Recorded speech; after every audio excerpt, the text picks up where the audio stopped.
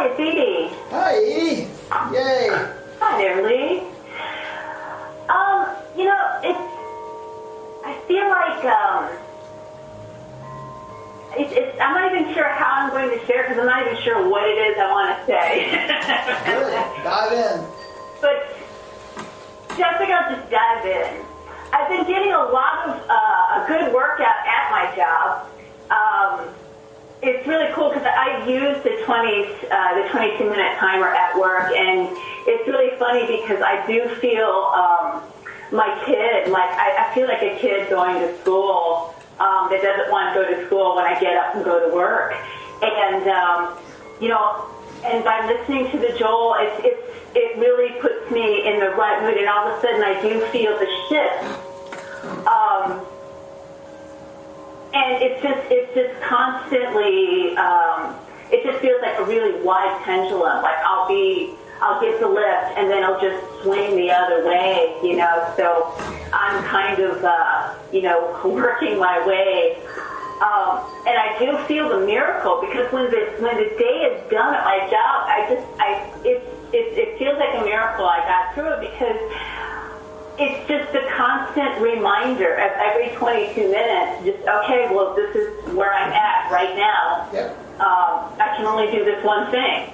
And everything is just one thing at a time. Absolutely. And and in that part, it's really cool. Even though I'm feeling the heat, I do feel the other side, too. It's really weird. I can't explain it. Right. But what I'm finding in doing this is that my expectation or what I think of how it should be is never that way, but it's actually better. I can finally, I can finally let go. But I still feel, all I feel right now is just the loosening of the grip. It's not a total let go.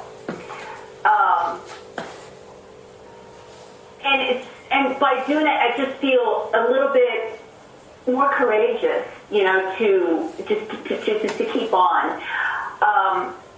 And what I'm struggling with is not just at my work. It's also in my dreams. And I just realized that the career that I'm in, it's not really.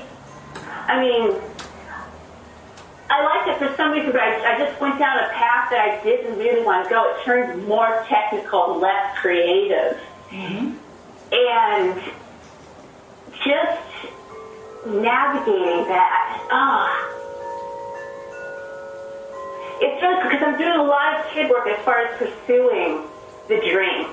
Mm-hmm. I can only do what I can do right now, and the thing that came to me this week, all throughout the week in my meditations is,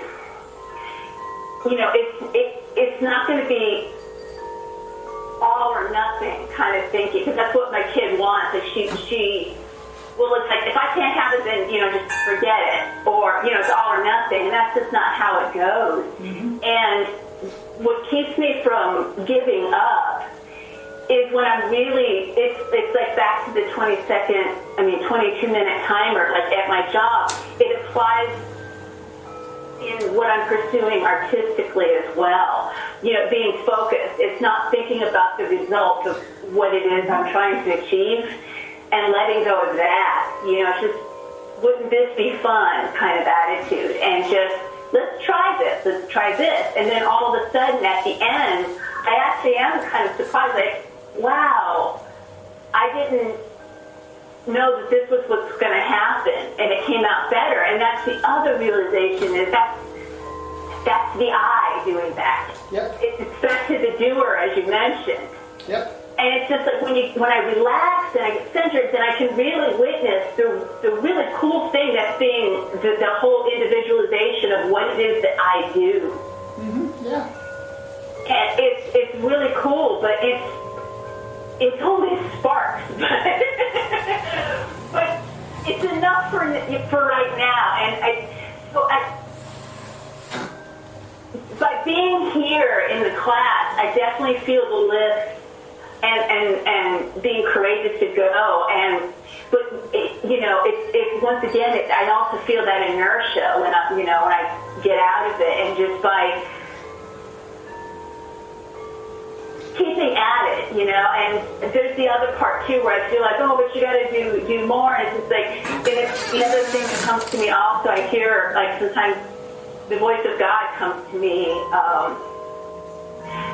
through my dad's voice, and it always would be like, because he used to say to kids, you get there when you get there. That's just how it goes. And it actually makes me laugh, and then I feel better. It's just like, we'll just get there when we get there. No pressure. But yeah, it's just the letting go of the expectation and just realizing that it is better than what I had ever anticipated. It's kind of like, once again, the revealing of God, because the true motivator for me, is the humanhood of feeling better. But when I'm more focused at what it is that I'm doing at this present moment, that there is something better. And it's just a constant exercise. I guess that's what I'm trying to share, Yeah. Well, the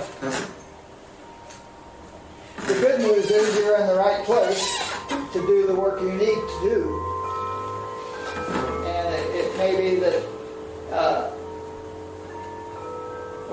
and you're obviously working out at work every day, and that's the work you need to be doing. And you also spend enough time meditating and listening and going within, when it's time for you to move on to something that to you feels more creative, it'll be there. You'll be led to it. That's the thing we can trust, is that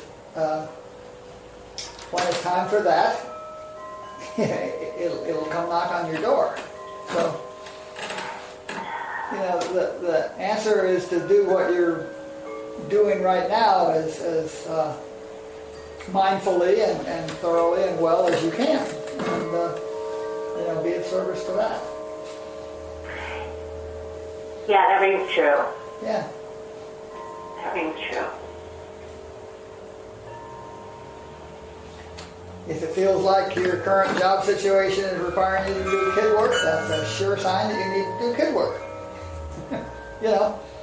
That it's not done enough yet, and until it's more done, then the next phase is not available to you. It's just, it's all working perfectly, is what I keep seeing more and more every day. It's all working perfectly, and the uncomfortable situations that we find ourselves in are because the work we need to do to get ready for the comfortable situations is uncomfortable, Yeah, that's it. But the process is working correctly. You are exactly where you need to be to grow spiritually. It just may not look like that to you, and it may not look like you want it to. But you have way too much musical talent for it not to come bursting out. So, and it does. It just doesn't get to do it at work yet, but it will.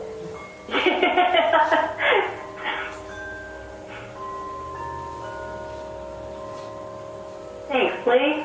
Yeah.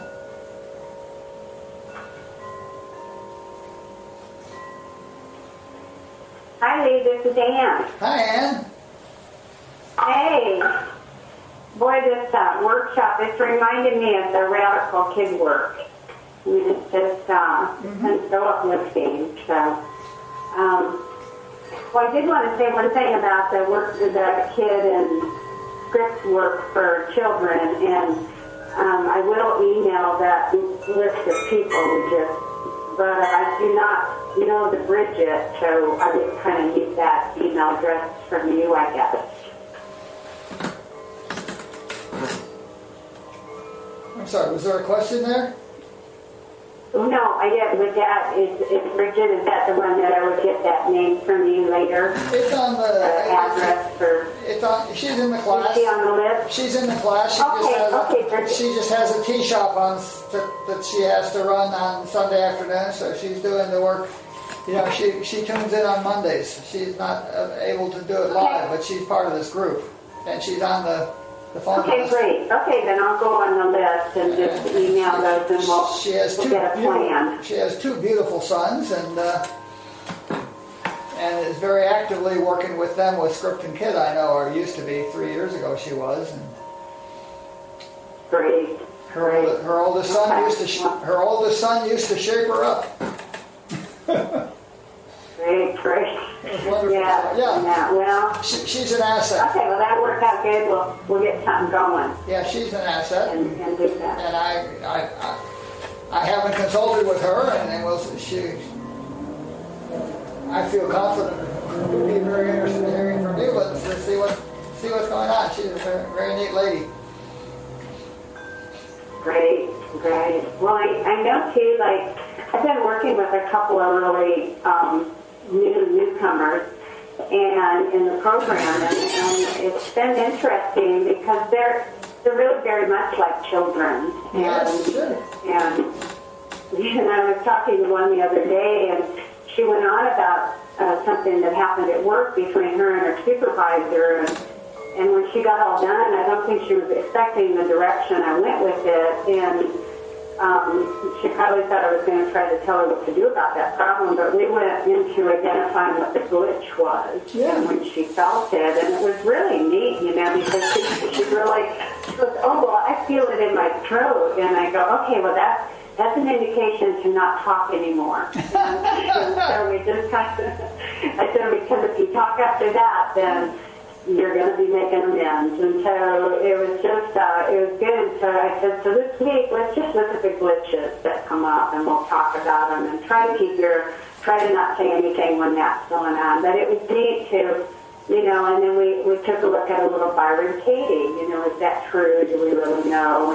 And went into that. So it's really, and I like how you said today, just, you kind of say a little something and see if it brings up another question. And then, they'll proceed. And so that was really good.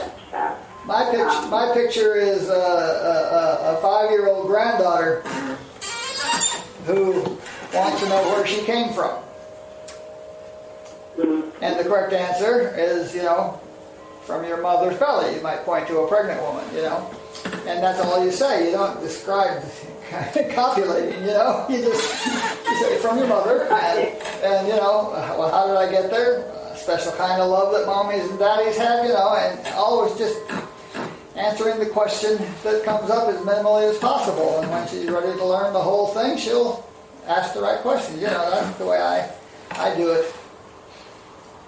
Yeah, it's excellent. Yeah, so meet the curiosity. That's what I'm going with. Meet the curiosity with truth. But what you're doing with your new babies that could be done with a first grader.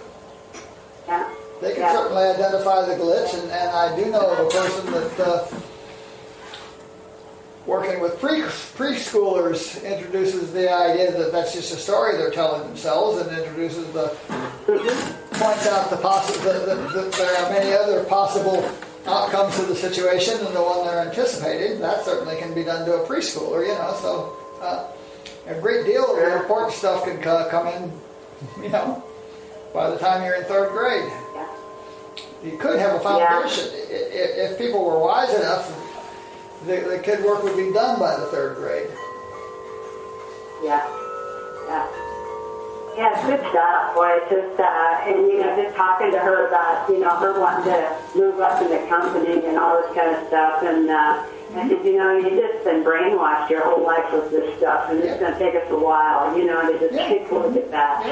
And is that really true? So it's really, I'm just really feel fortunate that I have the foundation in the scripted kid work, and am able to work with these girls on that. And, Yeah. And the other thing that came up for me, and I'm not sure how, I'm not sure how this is all going to come out, but I was listening to Adashante, and he talked about, like, what if your spiritual path that you're taking promised you nothing? Like, it just told you, you're going to do all this stuff.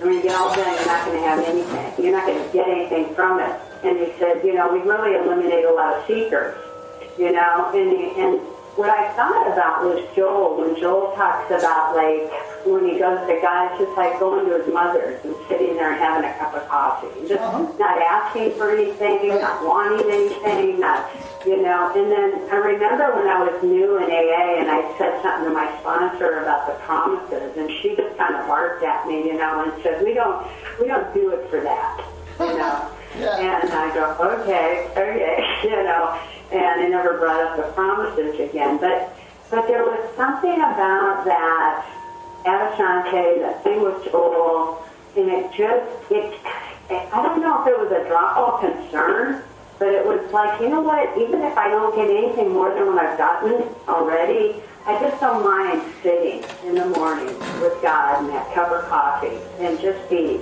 and just not worry about my husband and I ever getting along, or getting more peace in my life, or not having suffering in my life. It's just like whatever, just to sit and not want anything, and not want, and I don't know. I don't know if that made sense, but it felt good just thinking, what if you didn't get anything? Yeah. I'd still show up and do meditation every morning, That's the ideal practice. That's where we started out. Not wanting anything is necessary in order to get rid of personal self, because personal self is the one that wants something. So what you're doing is trying to sit there and eliminating personal self, and that's the whole point. And then you can realize the presence of God, and then you get everything. That was profound. I might have to listen to that again. Okay. That was great. Okay. All right. Well, that's all I had. I just wanted to talk about that. But thank you. Thank you for joining in.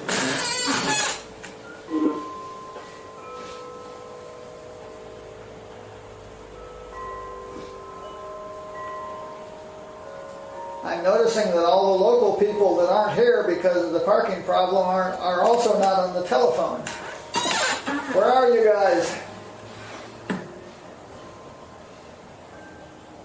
There should be 6 additional people on the telephone. Anybody jump in?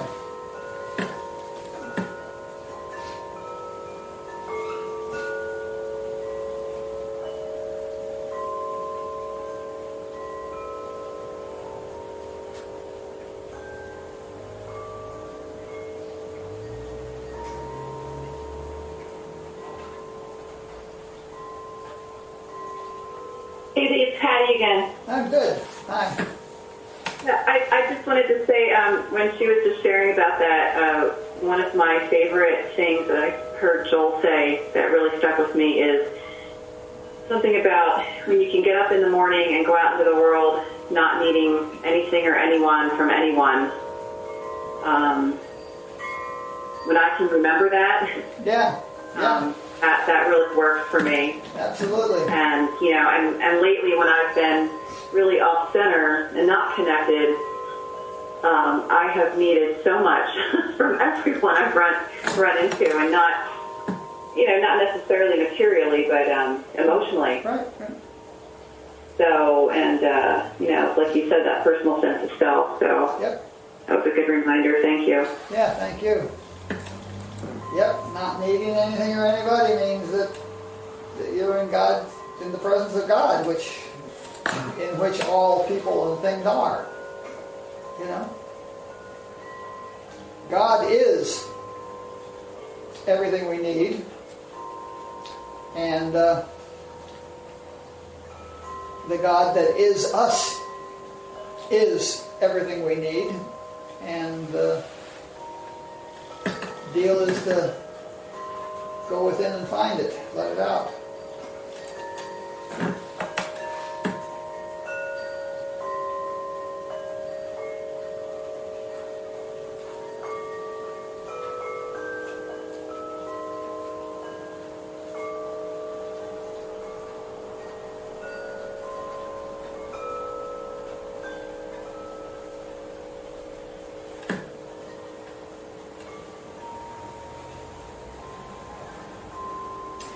Anybody else?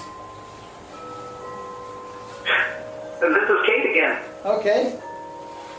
Hi, I have one question about the tithing and giving to charity, and I know Joel speaks highly. He advocates tithing and doing that sort of thing.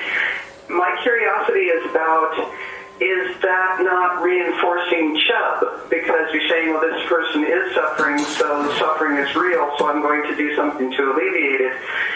Does that get into a loop of do-gooding and, so I'm, if you could talk a little bit about that, that'd be very cool. Thank you. Yeah, that's always a interesting concern.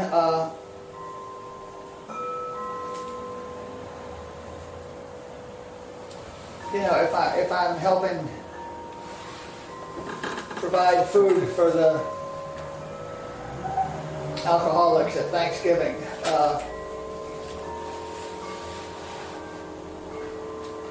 I don't see that really relates to Chubb at all. The fact that they need food at Thanksgiving is Chubb, and the fact that I'm providing a little bit of money to help them do that just looks to me like loving kindness, and certainly is not saying, I don't think that means that I think it's real even, but I mean, I see the suffering, and why wouldn't that come from loving kindness? In fact, Robert Adams was, very much about love and service, and he used to, serve soup in soup lines at Thanksgiving dinners and stuff like this. So he was certainly out there helping with the suffering, and I know me and Curly Bobby used to feed the crowds a lot, and endless. Jesus certainly fed the multitudes. Why wouldn't we?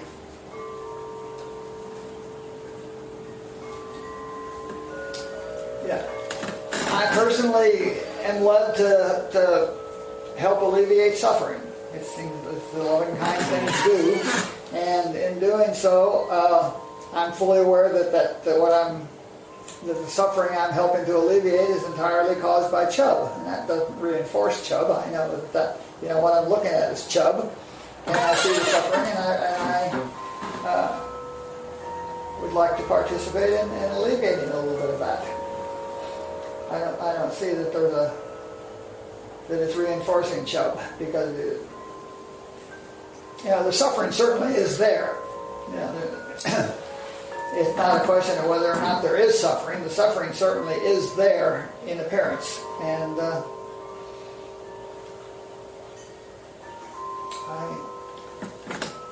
I'm led to be kind and loving.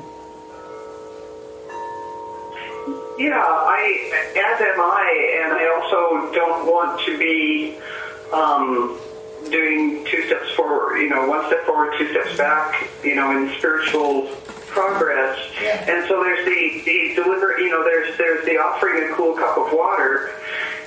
And so I'm just, wondering, is there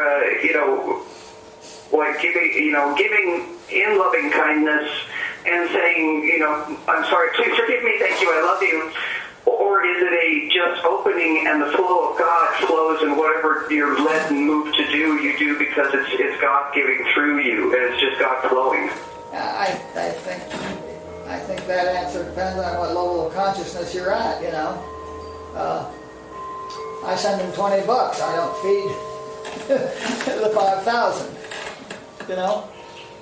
If I were at the level, I have no idea what it would look like, but if I were higher, I would probably behave entirely differently. But I'm where I'm at, and I'm led to help relieve suffering. And I recall that a guy named Paul Gorman, who is not the Infinite Way teacher, wrote a book. I think maybe Ramdas was involved in it. There's a book called How Can I Help? And it discusses this all quite a bit if you want to look into it more. I don't even think about it. I just, you know, if I find a way to help with the suffering, why wouldn't I? Come here, beauty. Sorry. Hang on a second. I have to go. My friend the dog is about to leave, and he's so beautiful. Yeah. You notice he didn't want to go? He just sat there like... Got to say goodbye to this gorgeous creature. Hi. Yeah. Sorry, I have to get my son. She has to go to her son. Yeah. Huh? Well, you come by anytime you want to. Yeah. Gorgeous. Yeah. Thank you. Okay, sorry I had to have a house guest leave without saying goodbye. Of course. Just a gorgeous dog she has, Cynthia has. Just a beauty. He came in and he sat over there and just looked at me and looked at me and looked at me and looked at me and finally went to sleep.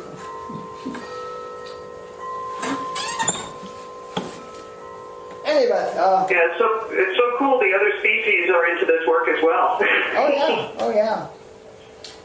When I had my cat, he used to come out and sit on a chair with me every time I meditated, wherever he was. I'd sit down to meditate, and he'd show up 2 minutes later and want to sit right on the foot of the chair and sit with me for the time. So they're more, Oh yeah, cats love meditating. yeah, they're more in tune than we are. Yeah, so I'm quite led to give as much money as I possibly can to AA and ACA and the 12-step groups that are helping me and my family. Yep. And I just wanted to get a clearer idea of when am I doing it because I'm trying to do do-gooding or kind of just supporting the idea of Chubb. And I guess the answer is when you look at it, what do you what comes up for you? When you look at the suffering, what comes up for you? And if you think that that's the person, this is fun. If you think that that's the real person they're suffering, if you think that's who it is, there's that poor human being suffering, then you're trying to make it right, then you're probably part of the problem. But if you but you realize that you're looking at Chubb, that's effective Chubb on people, then you can hold the meditation, raise your own level, and simultaneously serve them at their level. I mean, you could do the Ho'oponopono and lift yourself, and because it brought up something in you, the seeing the suffering, but you can also then operate at their level and help alleviate the suffering. Oh yeah, that's actually what something clicked in me, because that is addressing the what I'm seeing as a problem in its entirety, and it's letting it's aligning myself in the divine to just have the divine flow through me. Yep. Perfect. Yeah. Excellent. Thank you. Yeah, I think I think about it, in terms of these Doctors Without Borders, there's two sides to that, because it certainly looks like they think there's something over there that needs healing, and but at the material consciousness level, there is, there are a lot of very sick people and people that need health and people that need health care and all of that sort of stuff. That's the level of consciousness they're at, and that's what Chubb looks like to them. And Ramdas once said, when a hungry man comes to your door and asks for food, you don't congratulate him on how well he's doing with his fast, you give him a loaf of bread, So we meet people at their level. And I don't know, I just don't have, it seems effortless to me to do that. And I think that, all of these people are are God operating through them. The Doctors Without Borders, giving their time and flying to Africa and wherever to work with people, is certainly God operating through them to alleviate suffering. And like I said, there will be no spiritual progress made until the suffering is reduced in many cases.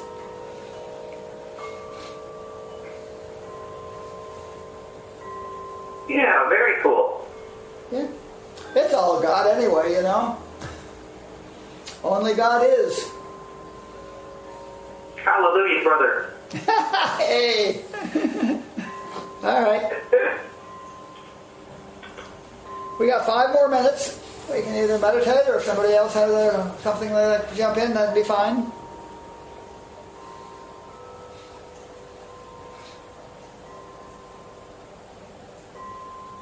Lee, is medication God? Everything is God. Meditation is part of omni-activity. It's a God activity. No, medication. Medication. Yeah. Insofar, with the C, okay. Yeah, certainly. God is the substance of all form. So,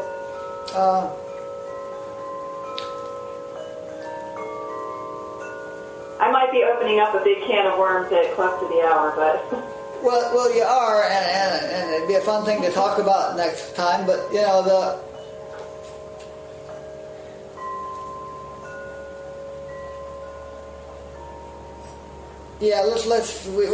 should spend some time on that. I'd be happy for you to bring it up early in the hour, and we can talk about that. But it certainly alleviates suffering. What comes right now is that medication certainly does alleviate suffering, although on the other hand it certainly does introduce perhaps as much as it alleviates in other areas. But again, it depends on what effect it has on you, depends on how you see it. And if you see it as something that has the power to alleviate suffering, then you're part of the problem. And if you see it as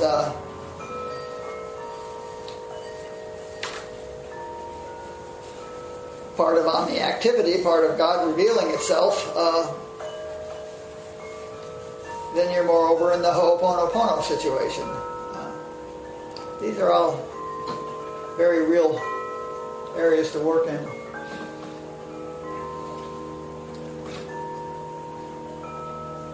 But I think you can, Paul Gorman, the Infinite Way teacher, warns you very strongly against, even walking into a drugstore, because you're submitting yourself to the consciousness. And I can see that that's not necessarily true if I don't go in there with the consciousness that medicine has the power to, that there is something wrong that medicine is healing, but rather go in there with the consciousness that's God relieving suffering at the material level.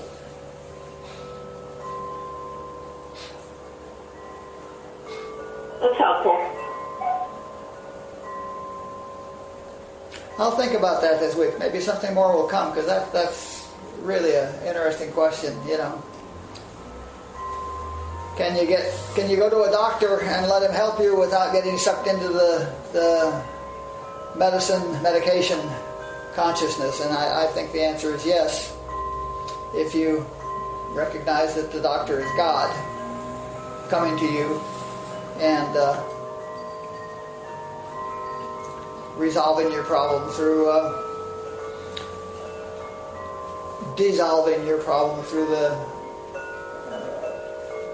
use of what appears to us to be a medication, because the medication isn't really medication either. That's something spiritual too. It all depends on what you're seeing.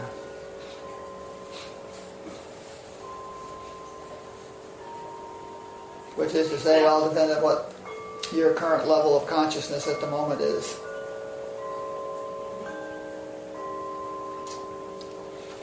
And we'll see if something more comes up. I'd like to be clearer on this myself, so let's see, maybe something will happen between now and next week.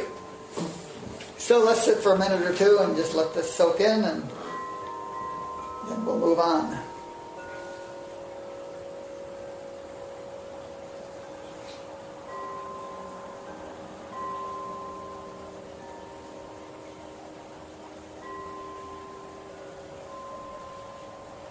Okay, thank you all, and I love you all, and we'll see you next week. Thank